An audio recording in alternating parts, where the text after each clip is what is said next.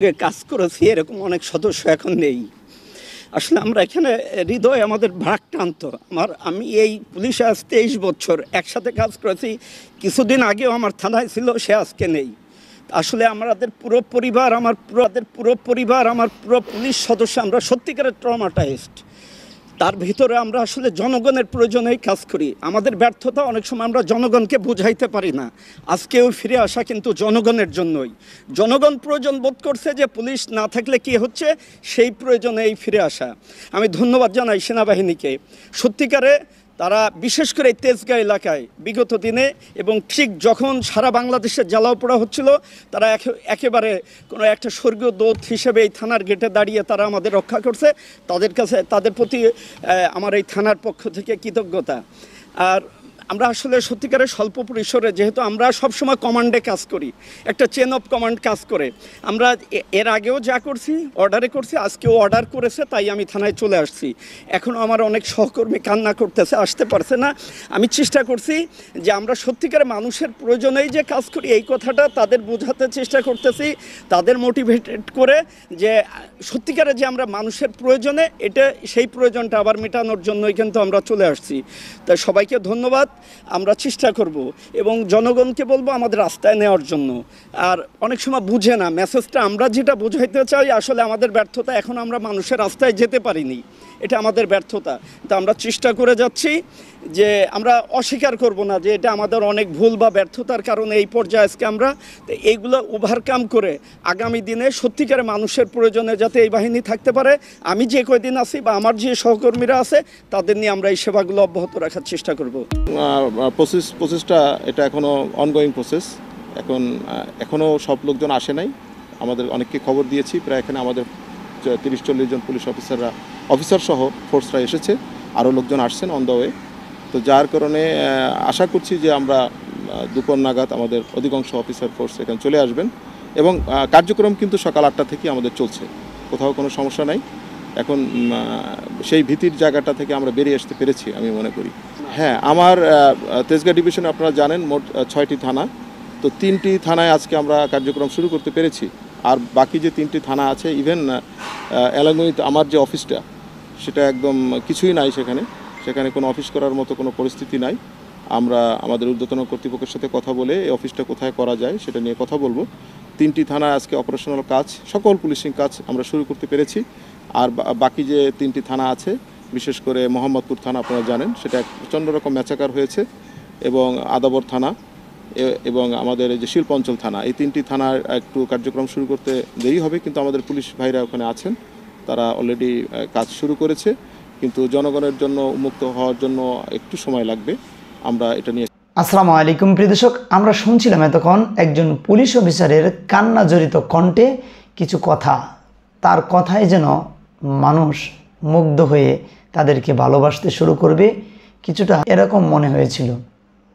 তবে প্রিয় দর্শক, আমি এখানে যেটা বলবো, আজকে যে সমস্ত পুলিশ অফিসার মানুষের কাছে তারা অভিনয় করতেছে, আমি অভিনয় বলারও কারণ রয়েছে, আলোচনা করব। যারা অভিনয় করতেছে তাদেরকে আমি বলবো, আপনার এখন যে অভিনয়টি করতেছেন, এই অভিনয়টি যদি আপনি আগে করতেন,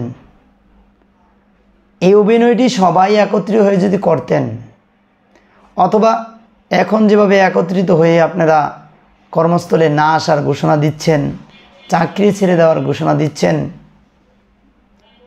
এর 10 ভাগের 1 ভাগও যদি আপনারা বলতেন, এই 16 বছরে আমি দেখি নাই, আমি শুনি নাই একজন পুলিশ অফিসার চাকরি থেকে চলে গেছেন, চাকরি ছেড়ে দিয়েছেন, অন্যায়ের প্রতিবাদ করেছেন।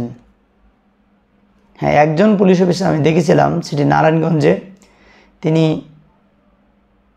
এই আমাদের এখানে নারায়ণগঞ্জে একটি কেন্দ্রে অবৈধভাবে যখন ভোট দেওয়া হচ্ছিল তখন কিন্তু তিনি প্রতিবাদ করেছিলেন, অর্থাৎ নৌকার বিরুদ্ধে কথা বলেছিলেন। বলার সাথে সাথে তাকে বদলি করা হয়েছিল, চাকরি যায়নি। তবে এ জায়গায় কিন্তু সে একা ছিল না, 50 জন কনস্টেবল ছিল। তারা কি করছে? তারা তো কেউ প্রতিবাদ করে নাই।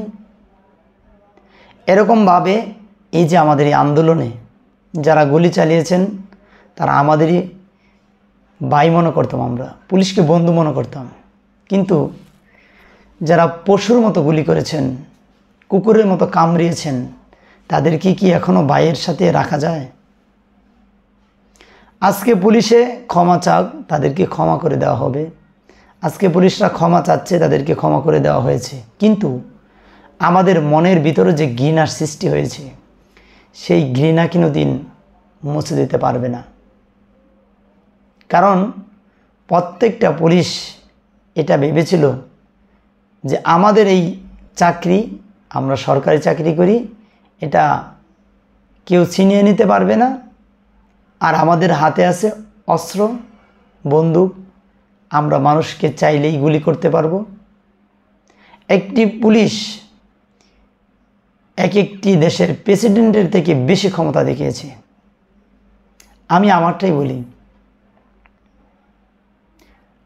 আমি যখন পুলিশের সাথে যখনই রাস্তায় আমি চলাফেরা করি, অনেক জায়গায় যেতে হয় আমার, যখনই রাস্তায় তাদেরকে সাক্ষাৎ হয়েছে, আমি কারো মধ্যে মানুষত্ব দেখিনি। যদিও ছিল সেটি অল্প স্বরে।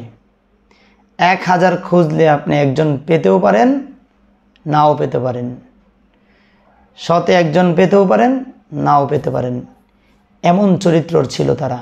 অতএব এখন আপনারা বলছেন যে আপনারা করেন না, আপনাদেরকে করানো হয়েছে, একথা জনগণের বুঝতে বাকি নাই। আপনারা ছিলেন স্বার্থপর, আপনাদের নিজেদের ফায়দার কারণেই মানুষকে হত্যা করেছেন। আজকে আপনারা যদি এভাবে গুলি করতে করতে 1000-এর মতো ছাত্র মারা গিয়েছে, এই সংখ্যাটা যদি 20,000 হতো, তারপরে যদি আপনারা পারতেন তাহলে কিন্তু 20,000 গুলি করে মারতেন। কিন্তু যখন দেখলেন না, 20,000 না, যদি আমরা 17 কোটি জনতাকে হত্যা করতে পারি তাহলে বিজয় পাব, একজন বাকি থাকলে আমাদেরকে ছাড় দিবে না, তখন আপনারা পরাজিত হয়েছেন, এর আগে নয়। অতএব আপনারা যারা কর্মস্থলে আসছেন, আমি বলবো 1000 বার তওবা করে আসেন। আমরা আপনাদের মতো নরপিশাচের মতো ব্যবহার করব না, করতে চাইও না।